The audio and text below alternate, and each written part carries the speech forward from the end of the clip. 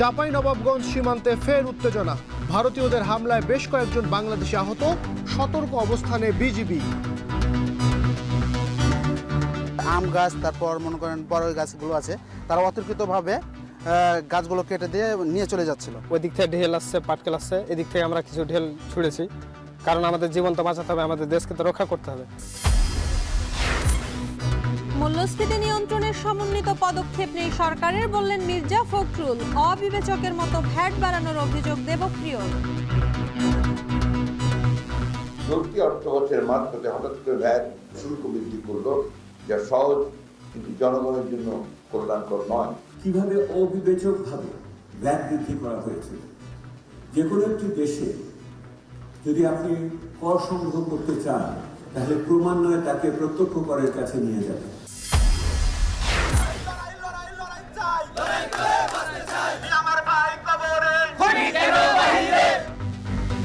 ছাত্রলীগের সন্ত্রাসী কার্যক্রমের বিচার চেয়ে ছাত্র দলের পদযাত্রা। ঐক্য ভাঙার চেষ্টা হলেও ঐক্যবদ্ধ ছাত্ররা। ফেসিবাদের দোসররাই আবার পুনরূপে তারা ছাত্র রাজনীতিকে নিষিদ্ধ করার জন্য একটা ফায়দারা করতেছে। ছাত্র জনতার যে ঐক্য গড়ে উঠেছে, সেই ঐক্য রক্ষার স্বার্থে আমরা বাংলাদেশ জাতীয় ছাত্র দল সর্বোচ্চ সহনশীল।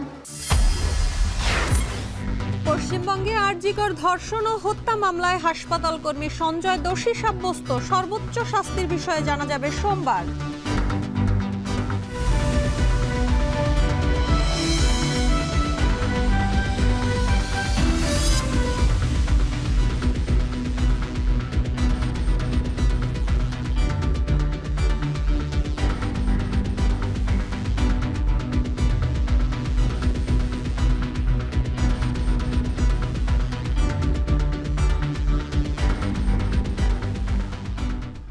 শুনছিলেন শিরোনাম। স্বাগত শান্তবাজারে। পুরো আয়োজনে আপনাদের সঙ্গে আছে আমরা দুজন, আমি শম্পা বিশ্বাস এবং আমি নাইম আবির। ফসল কাটা নিয়ে চাঁপাইনবাবগঞ্জের সীমান্তে দুই দেশের নাগরিকদের মধ্যে উত্তেজনা সৃষ্টি হয়েছে। ভারতীয়দের ছোড়া ইট, পাটকেল, ককটেল ও তীরের আঘাতে বেশ কয়েকজন বাংলাদেশি আহত হয়েছেন। পরিস্থিতি নিয়ন্ত্রণে সতর্ক অবস্থানে আছে বিজিবি। বিস্তারিত প্রতিবেদনে।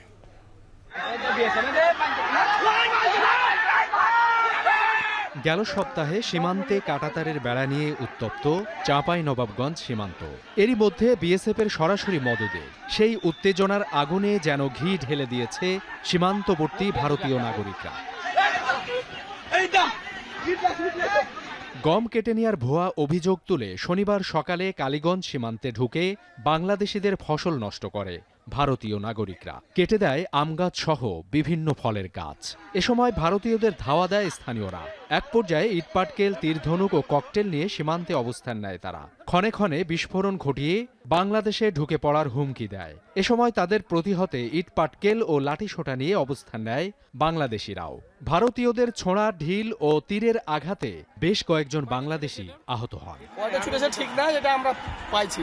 ওই দিক থেকে ঢেল আসছে, পাটকেল আসছে, এদিক থেকে আমরা কিছু ঢেল ছুঁড়েছি, কারণ আমাদের জীবন তো বাঁচাতে হবে, আমাদের দেশকে তো রক্ষা করতে হবে। বাংলাদেশের বিজিবি যখন বাধা দেয়, তখন ওদের বিএসএফ গ্যাস নিক্ষেপ করেছে। যে কয়েকজন আহত এবং মনে করেন একটা বিজিবির প্রায় একটা লোক কেটে গেছে, এটুকু জানতে পারলাম। আর এই কয়েকজনকে মেডিকেলে ভর্তি করানো হয়েছে। একের পর এক এ ধরনের ঘটনায় শঙ্কিত সীমান্তের বাসিন্দারা। পরিস্থিতি নিয়ন্ত্রণে সতর্ক অবস্থানে রয়েছে সীমান্ত রক্ষী বাহিনী, বিজিবি।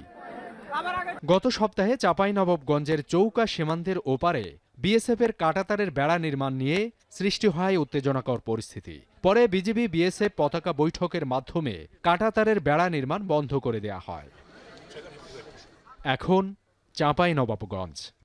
মূল্যস্ফীতি নিয়ন্ত্রণের সমন্বিত পদক্ষেপের অভাব রয়েছে সরকারের। সংবাদ সম্মেলনে অভিযোগ করলেন বিএনপি মহাসচিব মির্জা ফখরুল ইসলাম আলমগীর। পণ্য সেবায় কর বাড়ানোর বিএনপির পক্ষ থেকে উদ্বেগ জানিয়ে তিনি বলেন, অর্থনৈতিক ভিত্তি তৈরির দিকে মনোযোগ না দিয়ে কর আরোপে মনোযোগী হয়েছে সরকার। এমন অভিযোগ করে বিএনপি নেতারা বলছেন, আওয়ামী লীগের লুটপাটের বাজেট থেকে সরে এসে জনগণের চাহিদা বিবেচনায় অন্তর্বর্তী সরকারের বাজেট দেওয়া উচিত ছিল। আর জানাচ্ছেন শাহাদাত অভ্র। 2024-25 অর্থ বছরের মাঝপথে এসে শতাধিক পণ্য ও সেবায় ভ্যাট এবং সম্পূরক শুল্ক বাড়িয়েছে সরকার। এতে প্রভাব বেড়েছে দৈনন্দিন জীবনযাত্রার খরচে, যা নিয়ে প্রতিক্রিয়া জানিয়েছে নানা মহল। শনিবার সকালে গুলশানে বিএনপির চেয়ারপারসনের কার্যালয়ে দ্রব্যমূল্য সহ শুল্ক ও ভ্যাট বৃদ্ধি নিয়ে বিএনপির অবস্থান তুলে ধরতে সংবাদ সম্মেলনের আয়োজন করা হয়। এ সময় বিএনপির স্থায়ী কমিটির সদস্য আমির খসরু মাহমুদ চৌধুরী বলেন, জনগণের চাহিদা বিবেচনা না করে নতুন করে শতাধিক পণ্যে ভ্যাট আরোপ করে ঋণ পরিশোধের সহজ উপায় বেছে নিয়েছে অন্তর্বর্তীকালীন সরকার, যার প্রভাব পড়বে দরিদ্র জনগোষ্ঠীর উপর। ক্রয় ক্ষমতা ক্রমান্বয়ে কমে যাচ্ছে। সেই অবস্থা যদি আপনি আবার কর আরোপ করেন, আবার ভিআইটি আরোপ করেন, এমনকি ওষুধ সহ, তো সেখানে তো তারা আরো দরিদ্র সীমার নিচে যাবে এবং সেখান থেকে তাদেরকে বের করে আনতে এই যে আরো দরিদ্র সীমা, সেটা একটা দীর্ঘ সময় লেগে যাবে। এ সময় বিএনপির মহাসচিব বলেন, সরকার নীতি সুদ হার বাড়িয়ে মূল্যস্ফীতি কমানোর চেষ্টা করায় উৎপাদন খাতেও পণ্যের দামে প্রভাব পড়বে। বর্তমান অন্তর্বর্তী সরকার এই চ্যালেঞ্জগুলোকে কার্যকরভাবে মোকাবেলা না করে একটি অর্থনৈতিক গঠনের ভিত্তি তৈরির দিকে মনোযোগ না দিয়ে চলতি অর্থ বছরের মাঝপথে হঠাৎ করে ভ্যাট শুল্ক বৃদ্ধি করলো, যা সহজ কিন্তু জনগণের জন্য কল্যাণকর নয়। সরকারের নীতিমালা প্রণয়নে জনগণের কথা বিবেচনা করার দরকার জানিয়ে বিএনপির মহাসচিব বলেন, মেগা প্রকল্পের মতো বিভিন্ন খাতে খরচ কমানোর দিকে সরকারের নজর দেওয়া উচিত। যদিও বর্তমান অর্থনৈতিক অবস্থায় আওয়ামী সরকারের 2,50,000 কোটি টাকার বেশি বাজেট ঘাটতি মোকাবেলা একটা বড় চ্যালেঞ্জ। সরকার একদিকে খরচ কমিয়ে অন্যদিকে আয় বাড়িয়ে বর্তমান বাজেট ঘাটতি হলেও সমাধান করতে পারে। বিএনপির মহাসচিব আরও বলেন, নতুন আরোপিত ভ্যাট ও কর অবিলম্বে প্রত্যাহার করে দেশের এমন পরিস্থিতিতে প্রয়োজন জবাবদিহিমূলক সরকারের। পরোক্ষ কর আরোপের মতো এই অপরিণামদর্শী সিদ্ধান্ত অবিলম্বে প্রত্যাহার করার আমরা আহ্বান জানাচ্ছি। এছাড়া দুর্নীতিবাজদের বাজেয়াপ্ত অর্থের আইনানুগ ব্যবহার, কালো টাকা উদ্ধার, অপ্রয়োজনীয় প্রকল্প বাতিল সহ জনবান্ধব বাজেট প্রণয়নের নানা বিষয় তুলে ধরেন বিএনপির মহাসচিব। শাহাদাত অফ্র, এখন, ঢাকা। দর্শক, আমরা সান্ধ্যবাজারের শুরুতে আপনাদের দেখেছিলাম চাঁপাইনবাবগঞ্জের সীমান্ত উত্তেজনার পরিস্থিতি। এ নিয়ে আমরা আরও বিস্তারিত জানতে চাই। এ নিয়ে বিস্তারিত জানাতে আমাদের সাথে যুক্ত হয়েছেন সহকর্মী রাকিবুল হাসান। রাকিব, সীমান্তে এই মুহূর্তে বর্তমানে কি পরিস্থিতি বিরাজ করছে এবং এই মুহূর্তে বিজিবি এবং স্থানীয়রা কি বলছেন? সমস্যা কি হয়েছিল, সমাধান পরবর্তীতে কিভাবে কি হলো? আবির, আসলে যে সমস্যাটা তৈরি হয়েছিল ঠিক সকাল থেকে, সেটি ভারতীয় বিএসএফ এবং ভারতীয় নাগরিকরা বাংলাদেশে আসে এবং বাংলাদেশে আসার পরে আসলে বাংলাদেশিদের উপরে অভিযোগ আনে যে তারা তাদের গম কেটে নিয়ে এসেছে এবং এই অভিযোগের ভিত্তিতে তারা কিন্তু বাংলাদেশি যে জমিগুলো রয়েছে সেখানে সরিষা নষ্ট করেছে এবং আমের গাছ নষ্ট করেছে। এই সময় আসলে সেখানে বিজিবি ছিল এবং বিজিবি সেটি বাধা দেয় এবং স্থানীয়রা বাধা দেয় এবং পরবর্তীতে যখন বাংলাদেশিরা আর গ্রামবাসীরা আরও অনেকে জানতে পারেন, তারপরে তারা সবাই মিলে কিন্তু আসলে ভারতীয়দেরকে প্রতিহত করলে ভারতীয়রা তারা তাদের সীমান্ত এলাকায় যায় এবং সেখান থেকে কিন্তু ইট পাটকেল ছোড়ে এবং সেখান থেকে ককটেলের শব্দ পাওয়া যায় এবং ফাঁকা গুলিরও শব্দ পায় বাংলাদেশিরা এবং এই ঘটনায় বাংলাদেশি বেশ কয়েকজন আহত হয়েছে কৃষক। বর্তমানে আসলে যে পরিস্থিতিটা আছে, যদিও আসলে বিজিবির পক্ষ থেকে আনুষ্ঠানিকভাবে কোনো বক্তব্য দেওয়া হচ্ছে না, তবে আমরা যেটি জানতে পেরেছি যে গ্রামে সেখানে বিজিবি কঠোর অবস্থায় আছে এবং একেবারে সতর্ক অবস্থায় রয়েছে এবং গ্রামবাসীদেরকে সচেতন করা হয়েছে এবং রাতের মধ্যে যাতে করে কোনো ধরনের অপ্রীতিকর ঘটনা না ঘটে এবং সীমান্ত এলাকায় যেন গ্রামবাসীরা না যান সে বিষয়ে কিন্তু আসলে সতর্ক করা হয়েছে এবং একই সাথে এই বিষয়টির সমাধান আসলে কি হবে, আমরা যেটি আসলে এখানে অনেকের কাছে কথা বলে যেটি জানতে পেরেছি, বিজিবি আসলে এটি কিভাবে সমাধান করা যায় সেটি বিএসএফ এর সাথে উচ্চ পর্যায়ে কথা বলছেন এবং সেটির আসলে কোনো একটি সিদ্ধান্ত হওয়ার পরে সেটি পতাকা বৈঠক হবে বা অন্য কোনো বড় কোনো বৈঠকের মধ্য দিয়ে এটার সমাধান আনা যায় কিনা সেই চেষ্টাটিও আসলে করছেন। তবে গ্রামবাসীরা বেশ কিন্তু ক্ষুব্ধ, কেননা আসলে যেই অভিযোগ আনা হয়েছে গ্রামবাসীদের প্রতি সেটি কখনোই সত্য নয় বলে তারা দাবি করছে এবং একই সাথে কিন্তু ভারতীয়রা আসলে বেশ কয়েকদিন থেকে এরকম একটি উত্তেজিত একটি পরিস্থিতি আসলে সীমান্তে তৈরি করে রেখেছে এবং এই পরিস্থিতিতে এটিকে উস্কানি হিসেবে আসলে গ্রামবাসীরা দেখছেন এবং তারা বলছেন যে এটি আসলে কোনোভাবে আসলে মেনে নেওয়া যায় না। তবে বিজিবি এখানে সতর্ক অবস্থায় রয়েছে, এখানে তারা টহল জোরদার করেছে এবং যাতে করে কোনো অপ্রীতিকর ঘটনা না ঘটে সেই অবস্থাটিতেই আসলে বিজিবি এখন পর্যন্ত সতর্ক আছে। তাবির এই ছিল আমার কাছে সর্বশেষ। চাঁপাইনবাবগঞ্জ সীমান্তে যে উত্তেজিত পরিস্থিতি বিরাজ করছিল সেই খবর আমরা জানছিলাম। আমাদের সহকর্মী রাকিবুল হাসান যোগ দিয়েছিলেন আমাদের সাথে। সরকারের ভ্যাট বাড়ানোর সিদ্ধান্তকে অবিবেচনাপ্রসূত বলেছেন শ্বেতপত্র প্রণয়ন কমিটির প্রধান ডক্টর দেবপ্রিয় ভট্টাচার্য। সকালে শেরেবাংলা নগরে শ্বেতপত্র অর্থনৈতিক ব্যবস্থাপনা ও আগামী বাজেট নিয়ে সেমিনারে তিনি বলেন, প্রত্যক্ষ করের দিকে না গিয়ে ভ্যাট বা পরোক্ষ কর বাড়ানোয় মানুষের ভোগান্তি আরও বাড়বে। এমনকি সংস্কার নিয়ে যে আকাঙ্ক্ষা তৈরি হয়েছে তা থেকেও জনগণ মুখ ফিরিয়ে নিতে পারে বলে শঙ্কা জানান ডক্টর দেবপ্রিয়। মাঝার মাহবুব জানাবেন বিস্তারিত। শ্বেতপত্র প্রণয়ন কমিটির প্রতিবেদন বলছে, আওয়ামী শাসনামলের 15.5 বছরে $230 বিলিয়ন বেশি অর্থ পাচার হয়েছে, যার প্রভাবে এই উচ্চ মূল্যস্ফীতি। ভঙ্গুর অর্থনীতির চাকা সচল রাখতে বৈদেশিক ঋণ আর ঘাটতি বাজেট মেটাতে জনগণকে বইতে হচ্ছে বাড়তি ভ্যাট ট্যাক্সের বোঝা। শনিবার আগারগাঁওয়ে বিআইসিসিতে শ্বেতপত্র এবং অর্থনৈতিক ব্যবস্থাপনা নিয়ে সেমিনারে কমিটির প্রধান দেবপ্রিয় বলেন, জনগণের স্বার্থের কথা চিন্তা না করে ভ্যাট ও শুল্ক বাড়িয়েছে সরকার। আমরা দেখে আশ্চর্য হয়ে গেছি কিভাবে অবিবেচকভাবে ভ্যাট বৃদ্ধি করা হয়েছে। যে কোনো একটি দেশে যদি আপনি কর সংগ্রহ করতে চান তাহলে ক্রমান্বয়ে তাকে প্রত্যক্ষ করের কাছে নিয়ে যাবে। আমরা দেখলাম না কোনো প্রত্যক্ষ কর আহরণের জন্য কোনো পরিকল্পনা। যারা টিআইএন আছে কিন্তু যারা ট্যাক্স দেয় না তাদের প্রতি কি আচরণ করা হবে তার কিন্তু কোনো পরিকল্পনা এলো না। অর্থাৎ আপনি পরোক্ষ করের দিকে আগে গেলেন প্রত্যক্ষ করকে বাদ রেখে। বাংলাদেশ এলডিসির ফাঁদে পড়েছে মন্তব্য করে দেবপ্রিয় বলেন, মূল্যস্ফীতি নিয়ন্ত্রণে সরকারকে আরও কৌশলী হতে হবে। সেই সাথে অর্থনৈতিক সংস্কারে সরকারকে গুরুত্ব দেওয়ার পরামর্শ দেন ডক্টর দেবপ্রিয়। আমার মনে হয়, আমার ভুল হলে আপনারা আমাকে সংশোধন করে দিবেন, এই প্রাতিষ্ঠানিক সংস্কার সংসদ থেকে আরম্ভ করে স্থানীয় সরকার পর্যন্ত যতখানি মনোযোগ পাচ্ছে, বাংলাদেশের অর্থনৈতিক ব্যবস্থাপনা ততখানি মনোযোগ পাচ্ছে না। এবং যেখানে উচ্চ মূল্যস্ফীতিতে মানব জীবনে এইরকম কষ্টের ভিতরে আছে মধ্যবিত্ত এবং নিম্ন মধ্যবিত্ত, এবং যেখানে পুষ্টিহীনতা এবং অন্যান্য ক্ষুধা বৃদ্ধি পাচ্ছে, সেই রকম একটি সময়ে আমরা এটা দেখছি না।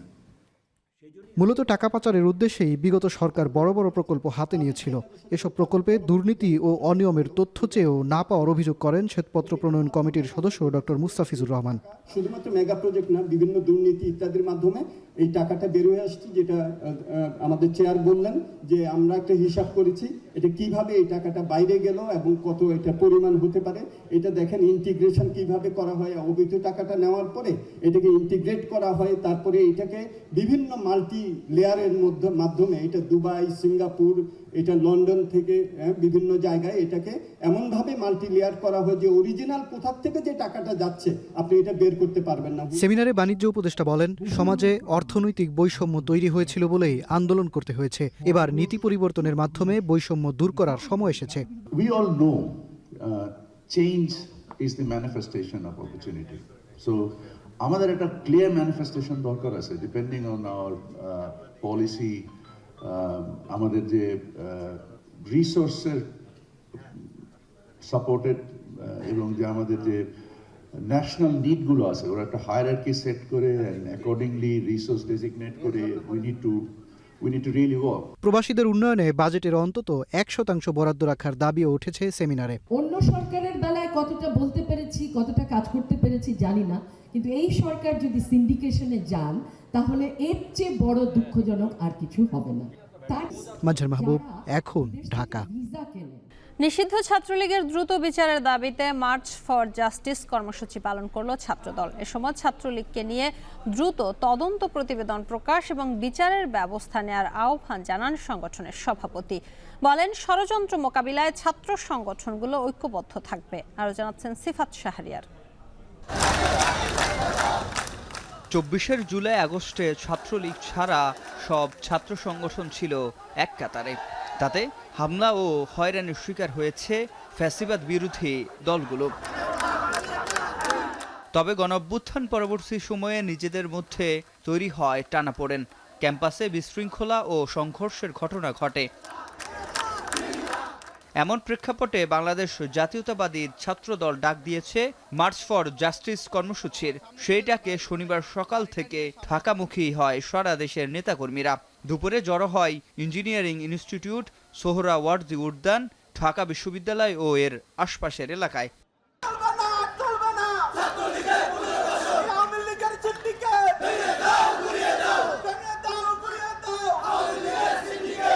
এ সময় নেতাকর্মীরা দাবি করেন ক্যাম্পাসে বিশৃঙ্খলা সৃষ্টি ও অনৈক্য তৈরির পেছনে রয়েছে নিষিদ্ধ ছাত্রলীগ। বিচার না হওয়ায় সক্রিয় রয়েছে তাদের সহযোগীরা।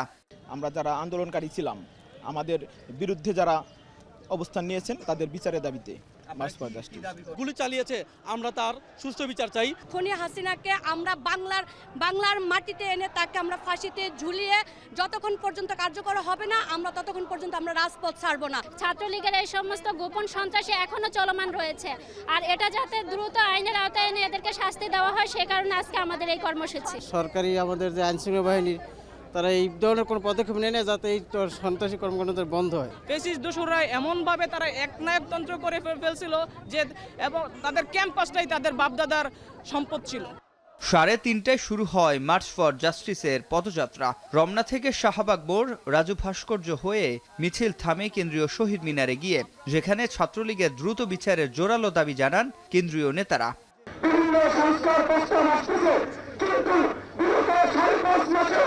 আমাদের 15 আগস্ট মাসে বীর সন্তানদেরকে যারা রাস্তায় কুকুরের মতো গুলি করে হত্যা করেছিল, তাদের ভিতরে কোনো আগ্রহ আমরা দেখতে পাচ্ছি না। ছাত্রদলের সভাপতি রাকিবুল ইসলাম রাকিব ছাত্রলীগকে নিয়ে দ্রুত তদন্ত প্রতিবেদন প্রকাশ ও বিচারের ব্যবস্থা নেয়ার আহ্বান জানান। বলেন, ষড়যন্ত্র মোকাবিলায় ঐক্যবদ্ধ থাকবে ছাত্র সংগঠনগুলো। মার্চ ফর জাস্টিস থেকে বলতে চাই, আপনারা অনতি বিলম্বে ছাত্রলীগের সম্পর্কে প্রতিবেদন প্রকাশ করবেন, তদন্ত প্রতিবেদন প্রকাশ করতে হবে এবং যারা জড়িত তাদের ছাত্রত্ব বাতিল সহ আইনানুগ ব্যবস্থা গ্রহণ করতে হবে। দেশের সব সংকটে রাজপথে থাকার প্রতিশ্রুতি দেন ছাত্রদলের নেতারা। সিফাত শাহরিয়ার, এখন, ঢাকা। প্রধান উপদেষ্টা একই সাথে জাতীয় ও স্থানীয় সরকার নির্বাচনের প্রস্তুতি নেবার কথা বললেও রাজনৈতিক দলগুলো বলছে সংসদ নির্বাচনের আগে যে কোনো নির্বাচন দেশের রাজনীতিতে সংকট তৈরি করবে। তবে জন আকাঙ্ক্ষাকে গুরুত্ব দেবার কথাও বলছেন তারা।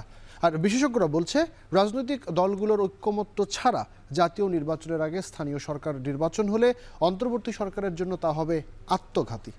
আর জানাবেন জাওয়াত মাহমুদ।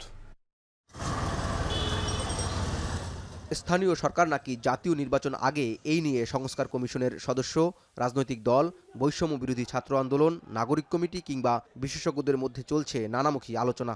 আমরা বলছি যে জাতীয় সংসদ নির্বাচনের পূর্বে স্থানীয় সরকার নির্বাচনের কোনো প্রশ্নই ওঠে না। একটি শক্তিশালী স্থানীয় সরকার গঠন করার জন্যই নির্বাচন দরকার এবং অবশ্যই নির্বাচন প্রক্রিয়া আমার মনে হয় যে এখনই পরিস্থিতি আছে। মূলত আমরা ওই জায়গাটাতে বলেছি যে সব নির্বাচন একসাথে করাটা সম্ভব নয়, আর সকল স্থানীয় সরকার নির্বাচন একসাথে করা সম্ভব নয়। অভ্যুত্থান পরবর্তী সময়ে যখন প্রয়োজন রাজনৈতিক ঐক্যের, সে সময়ে নানা ইস্যুতে দলগুলোর বিপরীতমুখী অবস্থান স্পষ্ট। এমন অবস্থায় প্রশ্ন ছিল বিএনপির এই সিনিয়র নেতার কাছে, কেন তারা স্থানীয় সরকার নির্বাচন আগে করার পক্ষে নয়। রাজনৈতিক জটিলতা তৈরির সাথে ভোটারদের মধ্যে বিরূপ প্রভাব পড়ার কথা জানান তিনি। সংখ্যাগরিষ্ঠতা পেয়ে যারা সরকার প্রতিষ্ঠা করবে তারা জনগণের সরকার, তারা যদি সিদ্ধান্ত নেয় যে আগের যে স্থানীয় সরকার নির্বাচন সঠিক হয় নাই, তাহলে এটা কি সুখকর হবে কিনা? সামাজিক আইন শৃঙ্খলা অনেক কিছু জড়িত ওই নির্বাচনের সাথে, আর তার সাথে কিন্তু স্থানীয় সরকারের নির্বাচনের কোনো এজেন্ডার মিলে না। স্থানীয় সরকার নির্বাচন নিয়ে জামায়াত ইসলামীর সহকারী সেক্রেটারি জেনারেল বলছেন, জনগণের আকাঙ্ক্ষা বাস্তবায়নে কাজ করবে তাদের দল। সেক্ষেত্রে অন্তর্বর্তী সরকার দুটো নির্বাচনের প্রস্তুতি একই সময়ে নিলেও সংস্কারের পর জাতীয় নির্বাচনে মনোযোগী হবার পরামর্শ তার। কোনটা আগে কোনটা পরে, ওই যে ডিম আগে না মুরগি আগে, সেই জায়গায় ঘুরপাক না খেয়ে দেশের স্বার্থে কোনটা কল্যাণকর, কোনটা বেশি জনগণের চাওয়া পাওয়া, সেটাকে প্রায়োরিটি দিয়ে বিবেচনায় আনতে হবে। কোন ইলেকশনটা আগে করবেন পরে করবেন, এটা ডিক্লারেশনটা আসলে এটা বোঝা যাবে। তবে ফোকাসটা জাতীয় নির্বাচনের, সবাই বলছে। আর জুলাই বিপ্লবের মধ্য দিয়ে গড়ে ওঠা জাতীয় নাগরিক কমিটির এই তরুণ নেতা বলছেন, দ্রুত সময়ে প্রান্তিকের জনভোগান্তি ও জাতীয় নির্বাচনের প্রস্তুতি হিসেবে আগে প্রয়োজন স্থানীয় সরকার নির্বাচন। এটা একটা ভালো পদ্ধতি হিসেবে, একটা ভালো গ্রাউন্ড হিসেবে কাজ করতে পারে জাতীয় নির্বাচনের জন্য। আমরা এইটা ছাড়াও আরো বিবিধ কারণে আমরা স্থানীয় নির্বাচনের কথা আগে বলছি। শিক্ষার্থীদের জাতীয় নির্বাচনের আগে স্থানীয় সরকার নির্বাচনের দাবি ও রাজনৈতিক দলগুলোর মধ্যে বোঝাপড়ার দূরত্ব স্পষ্ট। এমন অবস্থায় বিশেষজ্ঞরা বলছেন, জাতীয় নির্বাচনের আগে স্থানীয় সরকার নির্বাচনের সিদ্ধান্ত হবে সরকারের জন্য আত্মঘাতী। এরপরও কোন নির্বাচন আগে হবে তা নির্ভর করছে রাজনৈতিক দলগুলোর মতামত ও গঠিত কমিশনের ঐকমত্যের উপর। সবকিছু পরিবেশের পর নির্ভর করবে, রাজনৈতিক দলগুলোর ইচ্ছার পর নির্ভর করবে, কমিশনের তাদের কোনটা করতে তারা সুবিধা বোধ করছে। এই সময়ে স্থানীয় নির্বাচন হবে একটা মারাত্মক রক্তারক্তি নির্বাচন। এই রক্তারক্তি নির্বাচন করে যদি সে জাতীয় নির্বাচন করতে চায়, মানে এই সরকারের ব্যর্থতা তৈরি হয়ে যাবে স্থানীয় নির্বাচনে। সে তো আর জাতীয় নির্বাচন করার ম্যান্ডেটটাই সুযোগ পাবে না। স্বাধীনতা পরবর্তী সময়ে জাতীয় নির্বাচনের আগে স্থানীয় সরকার নির্বাচনের নজির না থাকলেও নবগঠিত ইসি বলছে, প্রধান উপদেষ্টার নির্বাচনের সম্ভাব্য সময় বিবেচনায় নিয়ে প্রস্তুতি নিচ্ছে তারা। রাজনীতির মাঠে চর্চা যখন আগে জাতীয় সংসদ নির্বাচন নাকি স্থানীয় সরকার নির্বাচন, সে আলোচনার মাঝে বিশেষজ্ঞদের মত, জাতীয় সংসদ নির্বাচনের আগে স্থানীয় সরকার নির্বাচন হলে দেশের রাজনীতিতে নতুন করে সংকট তৈরি হবে। অন্তর্বর্তী সরকারের একই সময়ে দুটো নির্বাচন করার সক্ষমতা নিয়ে প্রশ্ন থাকলেও রাজনৈতিক দলগুলোর সদিচ্ছার উপর নির্ভর করছে জাতীয় সংসদ নির্বাচনের আগে স্থানীয় সরকার নির্বাচনের ভবিষ্যৎ। জাওয়াদ মাহমুদ, এখন, ঢাকা। শেখ হাসিনাকে দেশে ফিরিয়ে এনে বিচারের মুখোমুখি করা হবে বলে জানিয়েছেন প্রধান উপদেষ্টার প্রেস সচিব শফিকুল আলম। ইম্প্রেশন হয়ে যাচ্ছে যে 5 মাস হলো এমন কি ভালো কি কাজ হয়েছে, আমরা যেই যা চাচ্ছিলাম সেই কাজগুলো কি হয়েছে কিনা। আমি আপনাদেরকে বলবো, আপনারা অন্যান্য এর আগে যারা ইন্টারিম গভর্নমেন্ট এসছে, কেয়ারটেকার গভর্নমেন্ট এসছে, তাদের সাথে তুলনা করেন। বাংলাদেশের একটা ভঙ্গুর ব্যুরোক্রেসি নিয়ে আমরা যা অ্যাচিভ করেছি, এই জন আকাঙ্ক্ষার গভর্নমেন্ট অভূতপূর্ব। ঘুষখোর, দুর্নীতিবাজ ও চাঁদাবাজের বিরুদ্ধে যুদ্ধ শেষ হয়নি বলে জানিয়েছেন জামায়াত ইসলামীর আমির ডাক্তার শফিকুর রহমান।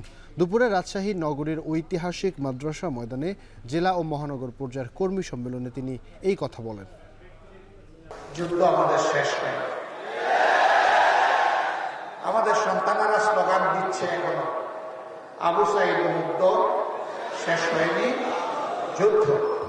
কোরআনের শাসন কায়েমের মধ্য দিয়ে একটা মানবিক বাংলাদেশ আমরা করতে চাই, দুর্নীতি এবং দুঃশাসন মুক্ত বাংলাদেশ করতে চাই, বৈষম্যহীন, দুর্নীতি মুক্ত, চাঁদাবাজ মুক্ত, ঘুষ মুক্ত,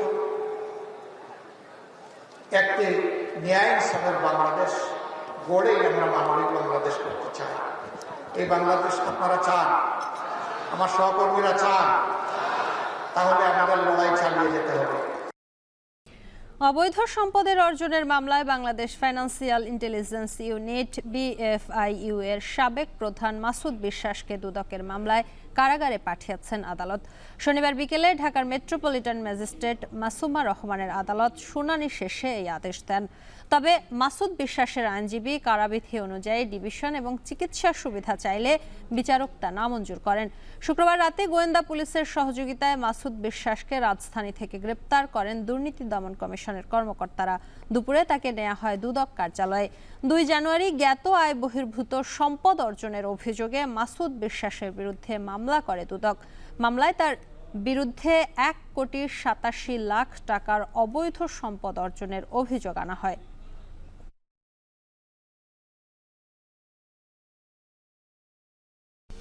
দেশের বাইরের প্রসঙ্গ, ভারতের চাঞ্চল্যকর আরজি কর চিকিৎসক ধর্ষণ ও হত্যায় একমাত্র অভিযুক্ত সঞ্জয় রায়কে দোষী সাব্যস্ত করেছেন আদালত। হত্যাকাণ্ডের 5 মাস পর আজ শনিবার এই রায় এলো। তবে সাজা ঘোষণার দিন ধার্য করা হয়েছে সোমবার। মামলার একমাত্র আসামি সঞ্জয় রায়ের সর্বোচ্চ শাস্তি চেয়েছে সিবিআই। আর জানাবেন তৌহিদুর রহমান। কলকাতার আরজিকর হাসপাতাল কাণ্ডের 162 দিন পরে সে রায় দিলেন শিয়ালদা আদালত। ট্রেনি চিকিৎসককে ধর্ষণ ও খুনের অভিযোগে করা মামলায় হাসপাতালটির কর্মী সঞ্জয় রায়কে দোষী সাব্যস্ত করে এই রায় দেন বিচারক অনির্বাণ দাস।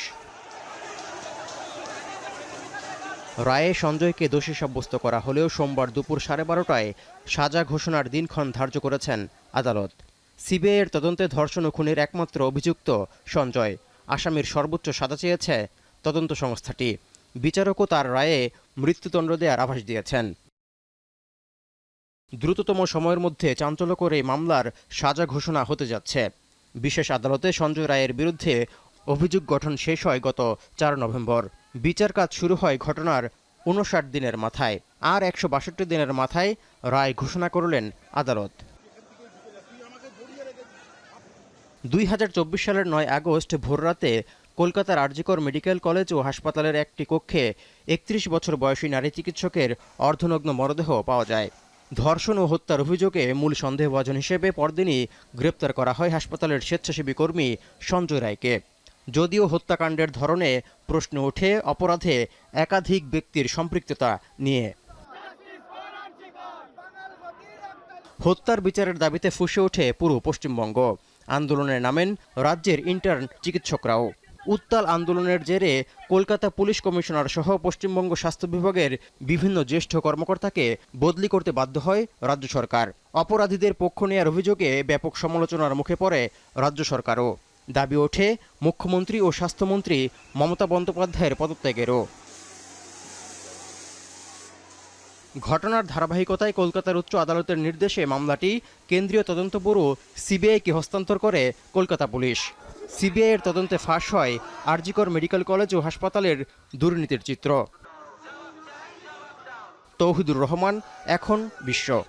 40 বছর পর মার্কিন প্রেসিডেন্টের শপথ গ্রহণ অনুষ্ঠান ফিরছে ক্যাপিটাল হিল ভবনের ভেতরে। তীব্র শৈত্যপ্রবাহের কারণে সরিয়ে নেওয়া হয়েছে শপথ গ্রহণের অনুষ্ঠানস্থল। যদিও ক্যাপিটাল ওয়ান অ্যারিনা থেকে একসঙ্গে 20,000 সমর্থক ডোনাল্ড ট্রাম্পের অভিষেক অনুষ্ঠান স্ক্রিনে দেখতে পারবেন। এছাড়াও এই ইনডোর ভেন্যুতে আয়োজন করা হবে প্রেসিডেন্সিয়াল প্যারেড। সবশেষ 1985 সালে রোনাল্ড রিগানের শপথ গ্রহণ অনুষ্ঠান আয়োজন করা হয় ক্যাপিটল হিলের ভেতরে। সে সময় তাপমাত্রা ছিল -22°C। আবহাওয়া দপ্তরের পূর্বাভাস অনুযায়ী সোমবার রাজধানীর তাপমাত্রা নেমে আসবে -11°তে। এর আগে 1841 সালে -1.5°C তাপমাত্রায় শপথ নেন নবম মার্কিন প্রেসিডেন্ট উইলিয়াম হেনরি। তীব্র শীতে নিউমোনিয়ায় আক্রান্ত হয়ে দায়িত্ব গ্রহণের 1 মাসের মাথায় মারা যান তিনি।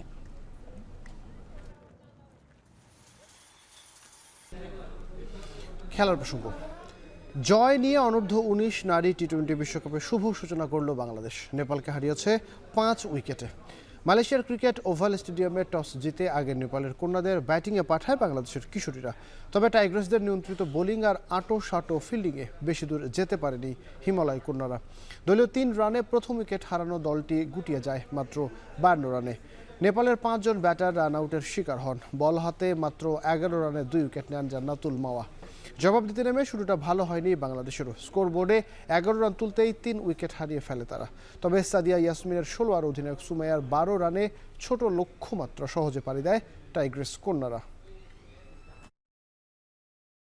এই ছিল সান্ধ্য বাজারের আয়োজন। এখন টেলিভিশন ওয়েবসাইটে দেখুন www.ekhon.tv। এছাড়া এখন টেলিভিশন ফেসবুকে দেখুন facebook.com/tv.ekhon এবং ইউটিউবে এখন টেলিভিশন দেখতে ভিজিট করুন youtube.com/c/ekhon tv।